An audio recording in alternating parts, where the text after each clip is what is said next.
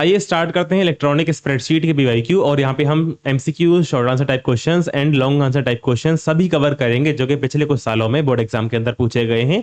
पहला क्वेश्चन देखते हैं।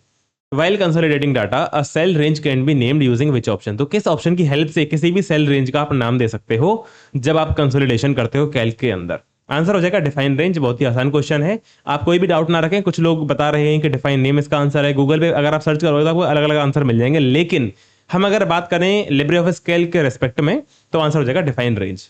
ठीक है, क्वेश्चन नंबर 2 देखते हैं। Kaval and his friends are working on spreadsheet for entering data and updating record। ठीक है, वो स्प्रेडशीट पे काम कर रहे हैं। They wish to keep a track of changes। वो चेंजेस को ट्रैक करना चाहते हैं, कौन सा आदमी क्या चेंज कर रहा है स्प्रेडशीट में। तो ट्रैक करने के लिए आपसे पूछा जा रहा है कि वो किस फीचर का यूज करें स्प्रेडशीट में। आंसर हो जाएगा डी, ट्रैक चेंजेस। चलिए आगे बढ़ते हैं। Macro functions can be written to behave as regular functions by writing a. अगर आपको मैक्रो वाले फंक्शंस को रेगुलर फंक्शन बनाना है तो आपको ऐड इन राइट करना पड़ता है। आंसर हो जाएगा सी। बहुत ही आसान क्वेश्चंस पूछे गए हैं, अगर आपने मेरे वन शॉट वीडियोस को देखा है तो आप इनको आसानी से कर ले जाओगे। अगला क्वेश्चन कह रहा है dash option of calc helps in viewing the changes made to worksheet using original and edited worksheet. यानी कि आपको चेंजेस को देखना है, यानी कि आपके पास दो वर्कशीट है, एक तो ओरिजिनल है और एक नई वर्कशीट है जिसमें चेंजेस किए हुए हैं। दोनों को आपको देखना है क्या क्या बदलाव हुए हैं। तो आप कंपेयर डॉक्यूमेंट में जाओगे जो कि एडिट मेन्यू में आपको दिखाई देता है। नेक्स्ट, इन कैल्क शेयर्ड वर्कबुक्स अलाउ। यानी कि जब आप किसी भी वर्कबुक को शेयर करते हो किसी और के साथ कैल्क के अंदर साथ में काम करने के लिए, तो कौन कौन से फीचर्स अवेलेबल होते हैं। मर्जिंग सेल्स नहीं कर सकते हो आप, कंडीशनल फॉर्मेटिंग नहीं कर सकते हो, पिक्चर्स और ग्राफ्स को इंसर्ट नहीं कर सकते हो, केवल आप टेक्स्ट को ऐड कर सकते हो। तो आंसर हो जाएगा डी ऑप्शन। चलो नेक्स्ट क्वेश्चन देखते हैं। What is the purpose of consolidating data in spreadsheets? Discuss briefly. Data को जब हम कंसोलिडेट करते हैं स्प्रेडशीट में तो क्या क्या उसका पर्पस होता है। देखो, कंसोलिडेट का मतलब होता है डेटा को जगह जगह से उठा के एक जगह पे इकट्ठा करना। ठीक है, तो अलग अलग वर्कशीट से उठा के मैं एक ही जगह पे उसको इकट्ठा करूंगा। उससे क्या होगा कि मैं डेटा को अच्छे से कंपेयर और एनालाइज कर पाऊंगा। बस इतना ही है। अब डेफिनेशन देखते हैं। Purpose of consolidating data is to combine information from multiple sheets into a single summary sheet, या फिर कहते हैं सिंगल मास्टर शीट में हम उसको इकट्ठा कर लेते हैं, कंबाइन कर लेते हैं डाटा को। This allows for easy comparison and analysis of data. आप इससे डेटा को अच्छे से एनालाइज और कंपेयर कर सकते हो to identify trends and relationships in the data. चलिए question number 7। What are the two parts of cell reference while referencing data on the other sheets? यानी कि मुझे किसी और शीट का डेटा उठाना है तो सेल रेफरेंस के कौन कौन से दो पार्ट होते हैं, एग्जांपल से आपको समझाना है। तो दो पार्ट होते हैं आपका, एक तो शीट का नाम हो गया, ठीक है, शीट नेम, और दूसरा हो गया उस पर्टिकुलर सेल की रेफरेंस, तो सेल रेफरेंस दूसरा आपका पार्ट हो गया। तो sheet name followed by a dot, then मतलब जैसे शीट का नाम है आपका टर्म 1, यहाँ पे एग्जांपल दिया हुआ है टर्म 1 आपका शीट का नेम है, देन आप डॉट लगाएंगे, देन उस पर्टिकुलर सेल का रेफरेंस दे दो। जैसे कि B4 कोई सेल है टर्म 1 के अंदर, तो इस तरह से उस पर्टिकुलर सेल को आप रेफर कर सकते हो किसी और शीट के अंदर। तो पहला है शीट नेम, देन है cell address on that sheet. Example आपको दिया हुआ है जैसे कि C4 आपका कोई सेल है जो कि टर्म 1 नाम की शीट में है, तो रेफरेंस हो जाएगा आपका इन्वर्टेड कॉमा के अंदर टर्म 1 डॉट लगा के देन C4। सिंपल सा है। नेक्स्ट, आपको चार तरह के हाइपरलिंक समझाने, 4 टाइप्स ऑफ हाइपरलिंक जो कि स्प्रेडशीट में आप लगा सकते हो। तो मेनली बच्चों को याद रहते हैं दो हाइपरलिंक, एक तो होता है एब्सोल्यूट, दूसरा रिलेटिव, लेकिन इंटरनल एक्सटर्नल नाम के भी हाइपरलिंक होते हैं। अगर आपसे चार पूछता है तो आप इंटरनल एक्सटर्नल ही बताओगे, लेकिन अगर आपसे दो हाइपरलिंक पूछ जाएं तो आप एब्सोल्यूट और रिलेटिव ही बताओगे। आया समझ में? चलिए, सो इंटरनल शीट लिंक का मतलब है कि आप जिस पर्टिकुलर वर्कबुक के अंदर काम कर रहे हो ना, उसी के अंदर किसी शीट का लिंक हो। So a hyperlink that jumps to a different sheet within the same spreadsheet document. एक उसी पर्टिकुलर स्प्रेडशीट के डॉक्यूमेंट के अंदर किसी दूसरी शीट में जब आपको जंप करना है तो आप इंटरनल शीट लिंक का यूज करते हो। एक्सटर्नल डॉक्यूमेंट का मतलब है किसी दूसरी फाइल पे जाना है आपको। A hyperlink that connects to a sheet in a separate spreadsheet file, या फिर सेपरेट वर्कबुक में आपको जाना है तो आप एक्सटर्नल डॉक्यूमेंट लिंक का यूज करते हो।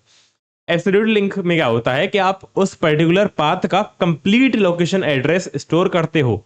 So a link that stores the complete and specific location या फिर full path of the target file. तो if the file is moved the link will no longer work. यानी कि आपने किसी पर्टिकुलर फाइल का लिंक वहां पे स्टोर किया, एड्रेस स्टोर किया, अब इस जो टारगेट फाइल है इसको मैंने मूव करके कहीं और रख दिया ना, तो वो एब्सोल्यूट लिंक काम नहीं करेगा। ठीक है, क्योंकि वो एड्रेस चेंज हो चुका है। रिलेटिव हाइपरलिंक की अगर हम बात करें तो इसमें क्या होता है, with respect to current location, जो करंट आपकी डेस्टिनेशन वाली फाइल है। देखो, एक तो आपकी है सोर्स फाइल, ठीक है, और दूसरी है आपकी टारगेट फाइल। तो इसके रेस्पेक्ट में इसको हम स्टोर करते हैं।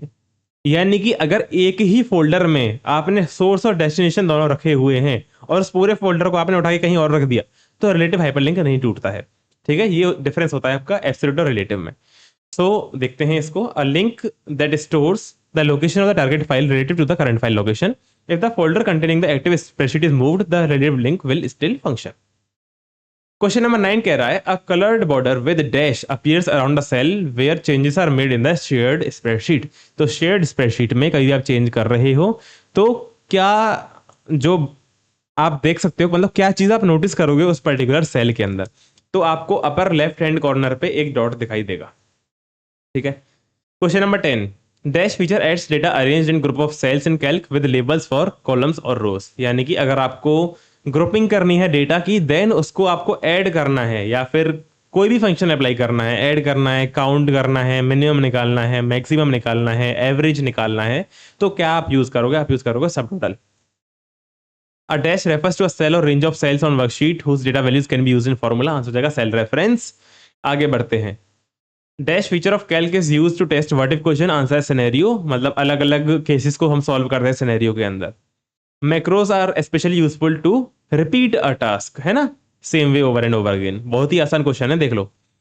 Which feature of calc helps to track what data was changed, when the change was made, who made the change, and in which cell the change has occurred। यानी कि कब किसने क्या क्या चेंजेस किए हैं, उन सबको अगर मुझे देखना है तो उसके लिए मैं रिकॉर्ड चेंजेस करूंगा ताकि मैं चेक कर सकूं क्या क्या चेंजेस हुए हैं स्प्रेडशीट के अंदर। Next, a statistical formula can be applied to a selected array of cells using subtotal option. चलिए, which of the following term refers to a cell or range of cells that can be used in formula। Again question repeat हुआ है, cell reference. ये compartment का paper आ गया यहाँ से, है ना। यहाँ तक तो आपके नॉर्मल पेपर्स थे 14 में क्वेश्चन तक, अब यहाँ से 2023 के कंपार्टमेंट के क्वेश्चन है, यानी जो बच्चे गलती से फेल हो गए थे उनके क्वेश्चन है। How many sheets are provided by default in spreadsheet in workbook. तो बाई डिफॉल्ट एक ही शीट आपको दिखाई देती है, किसके अंदर? कैल्क के अंदर। जो आपका लिब्रे ऑफिस कैल्क होता है उसमें बाई डिफॉल्ट केवल एक वर्कशीट होती है, बाद में फिर आप जितनी चाहो प्लस प्लस करके ऐड कर सकते हो। ठीक है, पहले आप छोटी क्लासेस में एक्सेल पढ़ते होंगे, एक्सेल में 3 होती थी, लेकिन यहाँ पे हम कैल्क पढ़ रहे हैं जिसके अंदर केवल एक शीट बाय डिफॉल्ट मिलती है आपको। चलिए, आपको स्टैटिस्टिकल फंक्शंस के एग्जांपल देने हैं। सम है, एवरेज है, मिनिमम है, मैक्सिमम है, काउंट है, बहुत सारे फंक्शंस होते हैं। Next, record changes feature of Calc marks a deleted column और रो इन वर्कबुक बाई तो अगर आपको किसी भी चीज को डिलीट करना है, किसी भी रिकॉर्ड हो, किसी भी रो को डिलीट कर दिया है आपने, तो वो किस तरह से मार्क होगा जब आपने चेंजेस को रिकॉर्ड कर रखा है। सो उस पर एक हैवी कलर का बॉर्डर आपको दिखाई दे जाएगा, option number D. Saved sequence of commander keystroke stored for later use. Macro क्या काम होता है इनका? किसी भी टास्क को बार बार रिपीट करना है तो मैक्रो यूज करते हैं, क्योंकि ये होते हैं सेव्ड सीक्वेंस ऑफ कमांड्स। आपको 2 यूज बताने ऑफ क्रिएटिंग हाइपरलिंक। हाइपरलिंक का क्या काम हो जाएगा भाई? आपको एक लोकेशन से दूसरी लोकेशन पे जंप करना है, हाइपरलिंक का यूज करोगे। किसी वेबसाइट पे आपको जंप करना है तो भी आप हाइपरलिंक का यूज करोगे। ठीक है। To link a specific sheet within the same spreadsheet document, यानी कि एक ही स्प्रेडशीट में किसी दूसरी शीट पे आपको जंप करना है तो आप यूज कर सकते हो। एक्सटर्नल डॉक्यूमेंट में जाने के लिए आप यूज कर सकते हो, या तो किसी स्प्रेडशीट पे जा रहे हो, किसी वर्ड डॉक्यूमेंट में, यानी किसी भी अलग डॉक्यूमेंट पे आपको जाना है तब भी आप हाइपरलिंक का यूज कर सकते हो, या फिर किसी वेबसाइट पे या फिर किसी भी इंटरनेट के सोर्स पे आपको जाना है तब भी आप हाइपरलिंक का यूज कर सकते हो। नेक्स्ट, आपको सिनेरियो और गोल सीक को समझाना है। देखो, सिनेरियो क्या होता है? बहुत सारी कैलकुलेशंस का सेट होता है। ठीक है, कैलकुलेशंस, अरे यार, कैलकुलेशंस का सेट होता है सिनेरियो, और गोल सी का काम होता है कि हम क्या वैल्यूज डालें कि हमारा एक डिजायर्ड आउटपुट आ जाए। समझ में नहीं आया? कोई बात ना, समझते हैं। अब देखो, हम सिनेरियो में क्या करते हैं, कुछ वैल्यूज को कैलकुलेट करते हैं सेल्स में या ग्रुप ऑफ सेल्स में, और उन सभी को हम अलग अलग सेव कर लेते हैं और उनको जब मर्जी हम देख सकते हैं। This feature use for SWOT analysis allowing you to quickly test and compare different outcomes based on various inputs। अलग अलग इनपुट्स पे अगर हमको आउटपुट को चेक करना है तो हम सिनेरियो का यूज करते हैं without changing the original data. Original data as it is वहां पे रहेगा और उन्हीं सेल्स के अंदर रहेगा जहां पे आप कैलकुलेशंस कर रहे हो।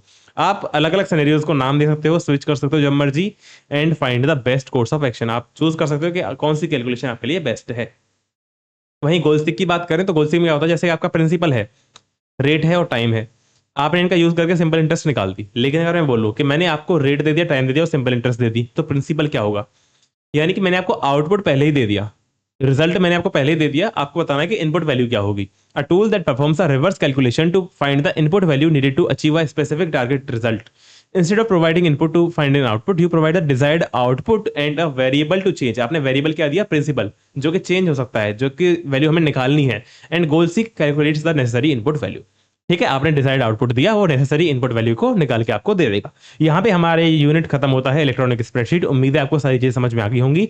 इंस्टाग्राम का लिंक आपको डिस्क्रिप्शन में दिया हुआ है, आप चाहे तो मुझे फॉलो कर सकते हैं, और कोई भी बात करनी है वहां पे मुझे पर्सनली चैट पे लिख सकते हो। दूसरी बात, आप कमेंट्स में पूछिए, कोई भी आपका डाउट है, कोई भी समस्या है पूछ सकते हैं। साथ के साथ हम इसके सैंपल पेपर्स भी बहुत जल्दी स्टार्ट करने वाले हैं। तो सैंपल पेपर्स के लिए आप हमसे जुड़े रहें, सब्सक्राइब करके रखें। Thank you.